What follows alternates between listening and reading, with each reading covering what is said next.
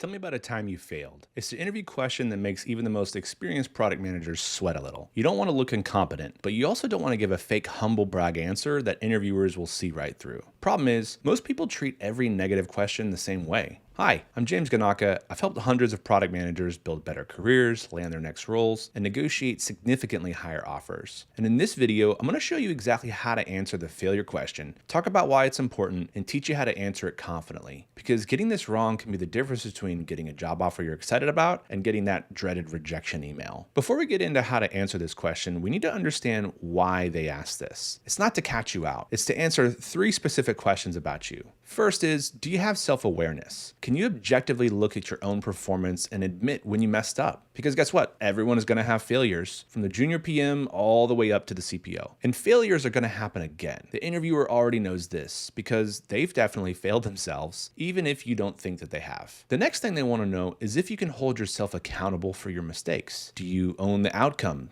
whether it's good or bad? Or do you blame the engineers, the market, the customers, or maybe your boss? Great companies want PMs who believe and act like they can influence an outcome, regardless of the circumstances, owning the failure and the solution to that failure, and just really refusing to be a victim of your own environment. And finally, they want to test for a growth mindset. Great product managers have failed a lot. Failed doc reviews, failed experiments, failed launches, and each time you fail, you learn. And if you failed quite a few times, some of those failures will have been mistakes that you could have avoided, and they're hoping that you'll bring the knowledge and experience from overcoming those mistakes. So if you can't answer this interview question well, you're telling them the answer to all 3 of these questions is no. And that'll be the end of the interview process for you. But that's not going to be you, right? Okay, so now you know why they ask. You're probably thinking what kind of failure story you should share. Well, the key to navigating it successfully is this. You first need to recognize that there are 2 types of stories that you can use for failure questions. Each requires a different approach and different framing. If you use the wrong framing for the wrong question, you either sound like you're blaming others for your mistakes, or you sound like you're taking credit for solving a problem that wasn't yours to solve. So let's break them down. The first type is the true failure story. This story should be about when you made a bad decision. If the story doesn't make you cringe a bit when you think about telling it to an interviewer, you need to dig a bit deeper. You want to tell a story that's somewhere in between a mistake that was quickly forgotten by everyone around you and a failure that got you reprimanded or fired. Don't tell a story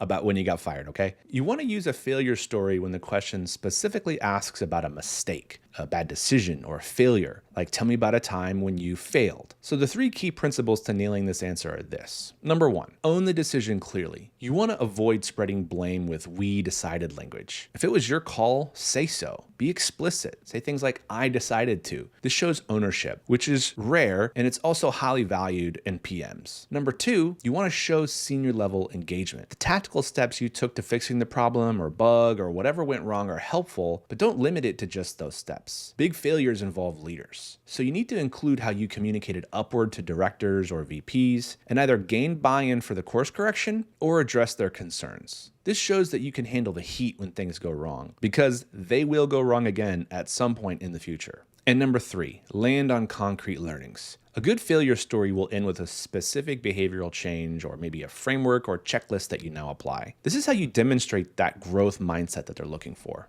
Let me give you an example that hits on all 3 of these principles from my own experience. I'm going to tell you about a time where I made a mistake for a new feature launch that not only provided a poor customer experience, but also jeopardized the trust that my director and VP had in me to deliver on a C-level goal at the company. When I was working at Amazon as a senior product manager, I was rebuilding their Inside Amazon search product. This product was used by about 1.2 million employees around the world, and my goal was to reduce search abandonment from 54% to less than 20% by the end of the year. Now, my team and I had just launched a feature update to introduce autocorrect for searches so that common misspellings would be redirected to the right results. And this was a table stakes feature for a search experience that my product lacked. It was also a completely new team, so the engineers, designers, and we were learning it as we went along, the tech stack, the customer behaviors, everything. For this feature launch, I built my own QA plan, but missed a use case that in retrospect should have been obvious: searching for building names to find the details of a building. These were little alphanumeric strings like EDI5 for a building in Edinburgh up in Scotland. That's where my dev team worked. These search terms didn't break the top searches list, which is what my QA plan had prioritized. One of the top 10 search terms across the company was a misspelling, so when we launched the feature, searches for EDI5 autocorrected on the results page to the word exit. What was supposed to reduce search abandonment made it worse. And our metrics made this obvious to me on the first day. Even though our primary use cases were all met, we had fixed the misspellings we knew about, but we'd worsened searches that were previously working fine. We also started getting customer complaints about this change. So I quickly pulled the team together and decided to roll back the feature release, figure out what went wrong, and then went back to my VP and SVP with a plan. I also had to explain to them that my QA plan had missed this use case. Now, I later addressed this customer experience when we launched a new version of the search product a few months later, which did ultimately meet the search abandonment goal. But this experience meant I had to work even harder to regain the trust of my director and VP. For future releases, I also created a revised QA plan after doing a deeper analysis on search patterns, not limiting it just to the top search terms and the misspellings. So that's a real story, a real failure, and while there's plenty more to unpack, the story itself doesn't have to answer every potential follow-up question. But the story has clear ownership, high stakes with a C-level goal, impact on trust with senior leaders, and a learning as well as a change to a process as a result of my mistake. Hey, if you want to learn more tips like this to help you on your journey to a better PM career, leave a like on this video and consider subscribing. I regularly publish new videos focused specifically on landing your next role. All right, the second type of story you need for a time something went wrong is the problem story. This one is about a challenge you solved where the stakes were high. Something went wrong, you were able to sort it out. You'll know it's appropriate to tell this kind of story instead of a personal failure story when the question asks about something that went wrong, an obstacle, or a challenge, where the issue was external rather than your own mistake. Now, the 3 principles for telling this kind of story start like this. First, you need to clarify your scope versus what you identified. Was this assigned to you, or did you spot it and take ownership? Be clear about your proactive role and bias towards situations where your ownership stands out. Second, you'll want to name your cross-functional partners. A common gap I've seen when interviewing candidates is not mentioning who you worked with and making the story too much about only you, or not clear enough about what you did. So you want to include specifics like, I worked with my engineering lead on X, or I partnered with data scientists on Y. Product management's a team sport, so your story needs to show that you know how to play it. And third, show strategic thinking, not just tactics. You want to elevate from I did X, Y, Z to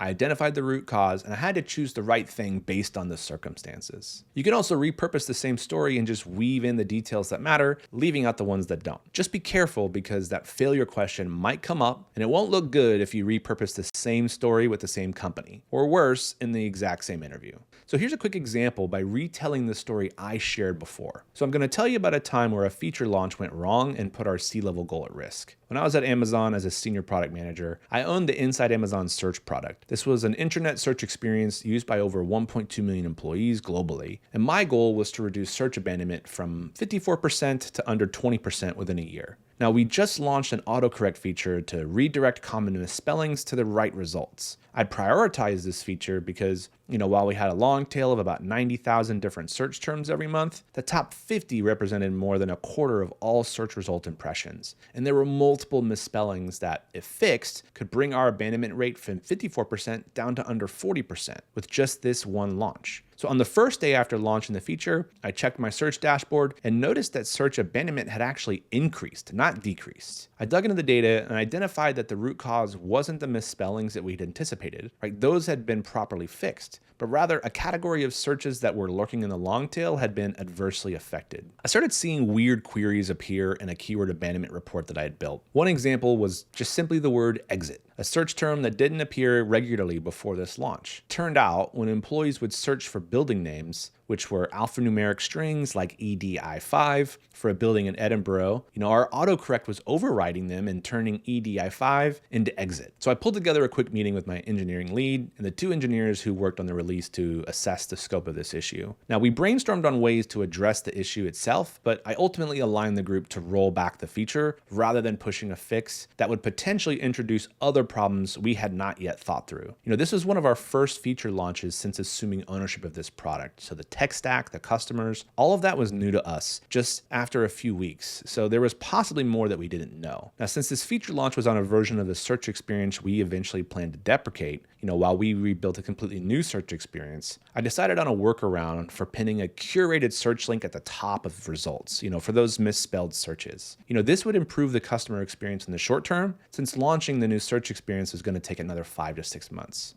I presented this plan to my director and VP with a clear timeline for the course correction, and I also outlined the new QA process to better detect and fix these kind of issues in advance in the future. Now, later in the year, the new search experience launched, and I ultimately achieved our search abandonment target. And the autocorrect feature worked as expected, thanks to the learnings from that launch. But I also realized that a systemic fix isn't always the best solution given the circumstances. You see the difference? There's no mention of personal failure in that story, but everything I mentioned in both is true. Now, if you want a cheat sheet on exactly which story to use for which question phrasing, check the link in the description for a resource on this. It's completely free. Okay, so now you know the two types of stories and how to answer them. How do you know which one to pick in the heat of the moment? Here's a quick reference. If they ask, tell me about a time you failed or made a mistake, you'll want to use type 1, a failure story, and really own that bad decision. This is the more difficult one to get right, so build a story for this one first. But if they ask something like, tell me about a challenge you faced or an obstacle you overcame or about a time something went wrong, use type 2, problem story, and show how you solved the problem. Now, if you're unsure which is the best one to use, just ask them to clarify what kind of story they're looking for. This shows you really want to dial in and give them what they're looking for, and it also shows preparedness because you're ready to answer either of them, right? But mastering these stories, it's often a breakthrough that my clients need. Take Philip, head of product I worked with. He said that getting this guidance fundamentally shaped how he communicates his value and approaches his career. Or there's Heather, a lead PM. She found out that having a structured way to answer these tough questions really gave her the confidence to navigate a really tumultuous job market. And it's not just about having a story and using a framework. It's about having the right story for the right question. And this takes preparation. And it's the work that you need to focus on to land your next role and build a better PM career. Once you can confidently answer questions about your failures, you stop fearing them. You show interviewers that you're self-aware, accountable, and strategic. But answering these questions is only half the battle. To succeed in your interviews, you also need to know what to do when the tables are turned. So once you've nailed your failure story, you need to know how to ask the right questions to the interviewer. So watch this next video to learn the 5 mistakes that PMs make when asking questions and what to do instead so that you can land your next role faster. Thanks for watching, and I'll see you in the next one.